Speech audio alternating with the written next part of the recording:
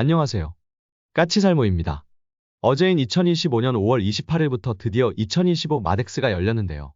당연히 이 마덱스에는 KDDX 등 각종 함선이 전시되었지만 그래도 역시 우리가 가장 관심을 가지는 함선은 바로 우리의 새로운 항공모함 도입 사업인 무인전력 지휘함일 것입니다.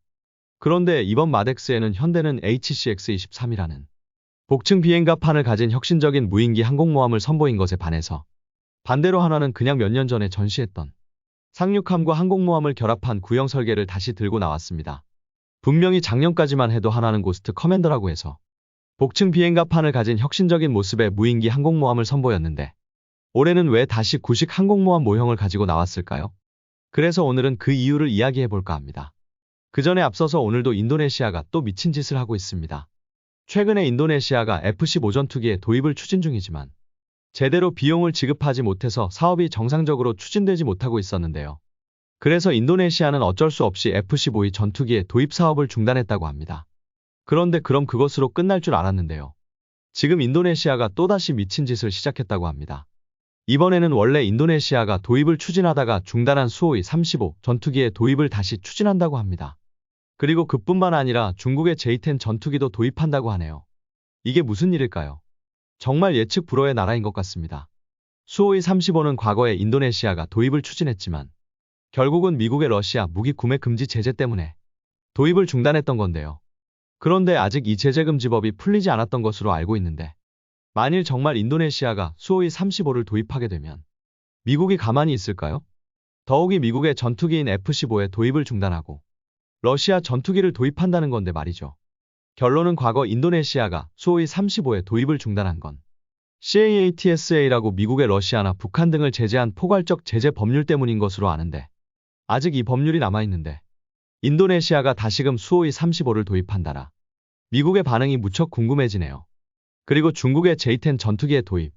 인도네시아는 요즘 갈수록 중국과 가까워지고 있고 그래서 이런 점 때문에 우리나라의 많은 밀리터리 매니아들도 우리의 KF-21의 기술을 인도네시아가 중국에 넘기지 않겠냐는 걱정을 했었는데요. 이제는 그 정도가 아니라 아예 중국의 전투기를 도입한다고 하네요. 이건 또 어떻게 해석해야 할까요? 물론 인도네시아가 노후한 전투기를 빨리 교체할 필요가 있고 그에 반해서 인도네시아는 정작 가지고 있는 돈이 없기 때문에 처음부터 가격이 비싼 서방권 국가의 라팔 전투기나 F-15E를 도입한다고 할 때부터 그럴 돈이 인도네시아에 있냐는 이야기를 많이 들었고 그래서 어찌 보면 상대적으로 가격이 저렴한 러시아 전투기나 중국 전투기를 도입하려고 하는 건 상당히 합리적인 결정이라고 할 수 있는데요. 그럼 우리 KF-21은요? 그럼 우리 KF-21은 도입하지 않나요? 아니 이런 식이면 인도네시아는 프랑스의 라팔 전투기 소량, 그리고 러시아의 수호이 전투기 소량, 여기에 중국 전투기까지 운용한다는 건데 여기에 우리 KF-21까지 무려 4개 국가의 전투기를 운용한다는 이야기인데요. 만일 제가 인도네시아 공군의 군수 담당자라면 당장 사표를 낼 것 같습니다. 4개 국가에서 4가지 전투기를 도입한다니. 이 전투기들은 사용하는 무장도 다들 다른데 이게 정상적으로 운용하는 게 가능할까요? 그리고 정말 이렇게 도입하는 게 가능할까요? 그리고 정작 우리 KF-21 사업도 거의 중단되어 있는 상태인데 이건 어떻게 되는 걸까요? 물론 만일 인도네시아가 우리 KF-21의 도입을 중단하면 당연히 우리도 피해를 보지만 인도네시아도 당연히 피해를 봅니다. 당장 이미 우리에게 납부한 분담금은 한 푼도 돌려받지 못하고 인도네시아의 국영항공사는 정말 망하게 될 겁니다. 진짜 인도네시아는 제가 어떤 상상을 해도 제 상상 범위를 넘어서는 것 같네요. 그럼 다시 이번 마덱스에 나온 무인전력 지휘함 이야기로 돌아와서 어제인 2025년 5월 28일에 드디어 2025 마덱스가 열렸는데요. 이번 마덱스는 역대 최대 규모라고 하는데요. 이번 마덱스에서 사람들의 이목을 집중시킨 건 역시 LIG와 한화가 전시한 전투용 무인수상정일 것입니다. LIG는 해거맥스라는 전투용 무인수상정을 전시했고 한화도 동급의 무인수상정을 전시했습니다. 둘 다 멈티를 통해서 무인기를 운용할 수 있고 각종 무장으로 무장한 전투용 무인수상정을 선보였는데요. 제가 전에 이야기했지만 앞으로 우리는 지금 운용하는 윤영하급과 검독수리급 고속정들을 원의 경비함인 OPV와 그리고 바로 이 전투용 무인수상정으로 교체하게 됩니다. 우선은 지금 LIG가 개발하는 정찰형 무인수상정을 먼저 도입해서 운용하다가 어느 정도 기술을 획득하게 되면 전투용 무인수상정을 배치해서 우리의 고속정들을 대체하게 되는데요. 그래서 당연히 한화와 LIG는 전투용 무인수상정 사업을 따내기 위해서 도전하고 있고 그래서 각각 전투용 무인수상정을 선보인 것입니다. 그리고 이번 마덱스에는 한화와 현대 둘 다 무인전력 지휘함을 선보였는데요. 그런데 이번에 한화와 현대가 선보인 두 함선의 컨셉이 너무 다릅니다. 과거에는 우리가 유인기 항공모함의 도입을 고려하고 있을 때 현대는 상당히 보수적인 형태의 항공모함의 형상을 고집한 것에 반해서 한화는 상당히 혁신적인 모습의 항공모함의 형상을 공개해서 많은 밀리터리 매니아들의 지지를 받았었는데요. 그런데 이번에는 한화와 현대가 공개한 무인전력 지휘함에서는 그 모습이 완전히 뒤바뀌었습니다. 결론은 현대는 아주 혁신적인 모습의 복층 비행갑판을 가진 경항모 형태의 무인전력 지휘함을 선보인 것에 반해서 한화는 정말 그냥 평범한 항공모함 형태의 함선을 선보였습니다. 작년까지만 해도 한화는 고스트 커맨더라고 해서 아주 파격적인 복층형 비행갑판을 가진 무인전력 지휘함을 선보였었는데요. 왜 한화는 갑자기 무인기 항공모함인데 그냥 평범한 모습의 유인기 항공모함 형태를 가지고 나왔을까요? 그래서 오늘은 그 이유를 분석해 볼까 합니다. 우리나라는 과거 문재인 정부 시절에 항공모함을 도입하기로 하고 어떤 항모를 도입할지에 대해서 논의에 들어갑니다. 그런데 이 항공모함은 처음에는 속칭 백령도함이라고 알려진 차기 대형 상륙함에 F-35B를 운용하는 능력을 부여하는 형태로 시작을 했는데요. 그러나 우리가 항공모함의 논의를 이어가면서 그런 형태의 항공모함은 제대로 작전 능력을 가질 수 없다는 의견이 많았고 그래서 해가 가면 갈수록 항공모함은 상륙함의 기능은 축소되고 그리고 함재기 탑재 능력은 증가했습니다.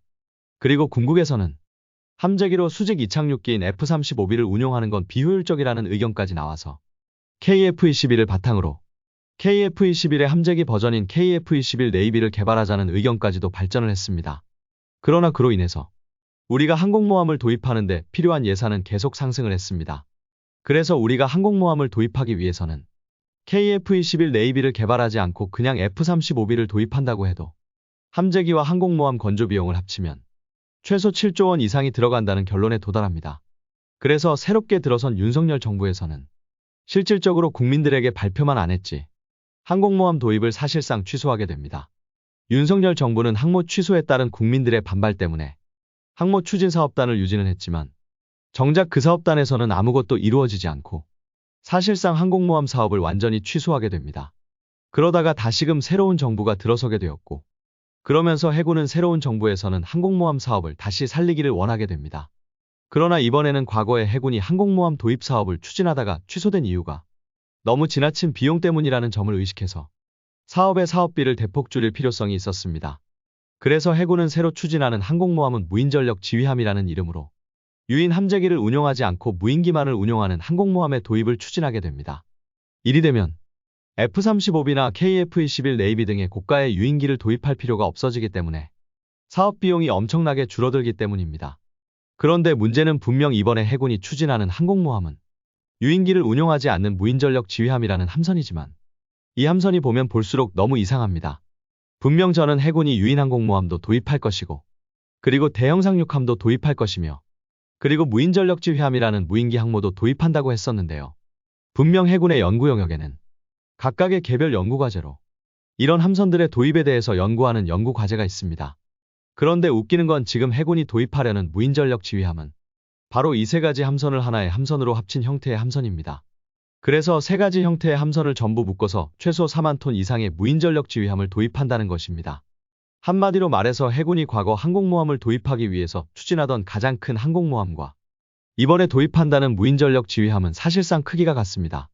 결론은 해군은 기존에 나뉘어 있던 대형 상륙함, 그리고 항공모함, 여기에 무인전력 지휘함을 하나의 사업으로 통합시켜서 우선은 최대한 큰 함선을 확보하는 데 나선 것입니다. 그리고 과거 해군의 항공모함 사업이 좌절될 수밖에 없었던 가장 결정적인 이유였던 유인 함재기는 우선은 도입하지 않음으로써 전체적인 사업비를 대폭 줄이게 됩니다. 그런데 웃기는 건 분명 이번 계획에는 해군은 유인 함재기를 도입할 계획이 없지만 정작 해군이 도입하는 무인전력 지휘함에는 유인 함재기를 운용할 능력이 부여될 거라는 점입니다. 이게 무슨 말이냐라고 했을 때 이번 마덱스에서 전시된 현대와 한화의 무인전력 지휘함을 보면 현대는 HCX-23이라는 이름의 무인전력 지휘함을 선보였고 이 함선은 복층 비행갑판을 가지고 있는 등 철저하게 무인기의 운용만을 고려한 함선입니다. 그러나 한화가 선보인 무인전력 지휘함은 고스트 커맨더 2라고 해서 작년에 선보였던 무인기 항모의 다음 모델임을 이야기하고 있지만 정작 그 모습은 작년에 선보인 고스트 커맨더와는 전혀 다르며 그냥 과거에 선보인 일반 항공모함과 별반 차이가 없는 모습입니다. 그리고 실제로 제가 알기로는 이번에 한화가 선보인 전통적인 모습의 항공모함이 실제로 해군이 원하는 무인전력 지휘함의 모습과 더 가까운 것으로 알고 있습니다. 그럼 해군이 원하는 무인전력 지휘함의 모습은 어떤 모습이냐라고 했을 때 우선 이 함선은 대형 상륙함의 기능도 같이 하기 때문에 상륙함의 기능도 있어야 하고요. 그래서 내부 탑재 능력을 높이기 위해서 내부에 복층형 경납고를 가지고 있어야 하는 것으로 알고 있습니다. 실제로 해군은 웰 도크까지는 원하지는 않은 것으로 알고요. 왜냐하면 웰 도크를 탑재하게 되면 항공모함으로서의 기능이 너무 저하되기 때문입니다. 그래서 복층형 경납고를 채택해서 최대한 많은 헬기나 차량을 탑재할 수는 있지만 주로 상륙작전은 헬기에 의해서 이루어질 것으로 보입니다. 한마디로 해군이 이 함선에 상륙 기능을 넣은 건 결국은 독도함의 후속함인 새로운 대형 상륙함을 건조하는 예산까지도 이 함선에 투자하기 위한 거지. 절대로 이 함선의 핵심 기능인 항공기 운용 능력을 저하시켜서는 안 되기 때문입니다. 그리고 이 함선에서 운용하는 함재기는 우선은 해군에서 도입하는 무인 헬기와 그리고 해군에서 도입하는 해상 초계형 무인기를 운용하게 되고요. 참고로 해상 초계형 무인기는 이번에 한화가 독도함에서 이함 시범을 보인 모하비 무인기를 개발한 제너럴 아토믹스사와 협력해서 한국형 모하비를 개발하기로 했다는 소식을 제가 전하기도 했는데요. 한마디로 바로 제너럴 아토믹스사의 모하비 무인기가 딱 해군이 원하는 형태의 무인기입니다. 그래서 한국형 모하비가 항공모함에 탑재된다고 보시면 됩니다. 그런데 문제는 이 항공모함은 명색이 무인기 항공모함이기 때문에 이 정도의 무인기만을 운용해서는 안 되고 당연히 제대로 된 무인전투기도 탑재를 해야 합니다. 그리고 우리 해군이 무인전력 지휘함에 탑재하려고 하는 무인전투기는 바로 우리가 이미 개발 중인 무인전투기인데요. 문제는 이 무인전투기를 무인전력 지휘함에서 운용하려면 전자식 사출장치와 강제 착함 장치가 있어야 한다는 점입니다. 제가 알기로는 우리가 개발 중인 무인전투기는 최대 이륙 중량이 대략 15톤이고 그래서 15톤급 이상의 전투기도 사출할 수 있는 사출장치와 강제 착함 장치가 우리의 함선에 필요하게 됩니다. 그럼 이 정도 사출장치면 어떤 항공기까지 운용할 수 있냐라고 했을 때 대략 FA-50 전투기까지 이함시킬 수 있습니다. FA-50이 최대 이륙 중량이 13.5톤입니다. 그래서 우리가 이 함선에서 무인전투기를 운용하려면 FA-50을 운용할 수 있는 능력이 이 함선에 필요한 것입니다. 그런데 공교롭게도 우리의 FA-50은 이미 미 해군의 훈련기 사업에 참여하기 위해서 항공모함에서 운용할 수 있는 기본 능력이 이미 개발되고 있기 때문에 여기에 아주 약간만 손을 보면 당연히 우리의 무인전력 지휘함에서도 FA-50을 운용할 수 있습니다. 그런데 문제는 그럼 이왕이면 사출장치의 능력을 좀 더 올려서 KF-21 네이비까지 운용할 능력을 확보하자는 이야기가 해군에서도 나오고 있다는 점입니다. 우선은 앞으로 미래의 전장 환경이 어떻게 변할지 모르고 그래서 당장은 우리가 15톤급 무인전투기를 개발하고 있지만 앞으로 더 대형의 무인전투기도 개발할 수 있고 그래서 그 대형화된 무인전투기도 항공모함에서 운용할 수 있게 해두어야 한다는 것입니다. 그리고 무엇보다도 만일 미래에도 무인전투기뿐만 아니라 유인전투기도 운용할 필요성이 있다면 나중에라도 유인전투기를 운용할 수 있게 최소한의 능력을 확보해 두자는 이야기입니다. 그래서 지금 해군에서 나오는 이야기는 결론은 대략 30톤급 함재기 그러니까 KF-21 네이비까지 운용할 수 있는 능력을 이 함선에 요구하고 있습니다. 그래서 현대보다 정보력이 더 빨랐던 한화가 과거 개발되었던 자신들의 구식 설계를 다시 꺼내온 것입니다. 결론은 말이 무인전력 지휘함이지. 해군이 요구하는 기본적인 함선의 능력은 상륙함 능력을 가진 일반 항공모함입니다. 한마디로 말해서 이번 일은 지금 완전히 해군이 꼼수를 쓰고 있는 것입니다. 결론은 과거의 항공모함 도입 사업이 좌절된 건 지나치게 높은 사업비용 때문이었고 그리고 항공모함 도입 사업비가 대폭 상승하게 된 이유는 도입하는데 너무 많은 비용이 들어가는 유인함재기의 도입 비용 때문이었기 때문에 우선은 사업을 무인전력 지휘함이라고 해서 유인함재기의 도입을 빼서 사업 비용을 대폭 낮추어서 항공모함을 확보한 다음에 나중에 필요하다면 새로운 별도의 사업으로 유인함재기를 도입하겠다는 게 지금 해군의 생각인 것입니다. 그리고 또 놀라운 건 한화의 정보력입니다. 이번에 현대는 해군이 무인전력 지휘함을 도입한다는 이야기만 듣고 작년에 한화가 선보인 고스트 커맨더 무인기 항공모함과 비슷한 무인기 전용 항공모함을 들고 나왔습니다. 그런데 정작 한화는 그냥 구식 항공모함을 들고 나왔다는 건 한화가 압도적으로 현대에 비해서 정보력이 높다는 뜻입니다. 결론은 한화가 그 어느 누구보다 실제 해군이 원하는 바를 정확하게 파악하고 있다고 할 수 있고요. 그래서 저는 이번에 한화의 정보력에 정말 감탄했습니다. 저 같은 사람도 이제 막 이런 이야기를 듣기 시작했고 현대조차도 아직 이런 소식을 정확히 접하지 못해서 순수하게 무인기만을 운용할 수 있는 항모를 들고 나왔는데 정말 한화는 놀랍습니다. 아무튼 그래서 결론은 해군은 말은 무인전력 지휘함이라고 이야기하고 있지만 정작 해군이 원하는 함선은 그냥 최대한 큰 항공모함입니다. 솔직히 그건 해군의 생각이 옳다고 저도 보고요. 결론은 최대한 큰 항공모함을 확보해 놓으면 그 함선에서 무인기만 운용할 수도 있고 유인전투기가 필요하면 유인전투기도 운용할 수 있는 전략적 선택의 폭이 대폭 증가하게 됩니다. 그래서 예측 불가능한 미래의 전장 환경에도 충분하게 대응 가능하게 되는 것입니다.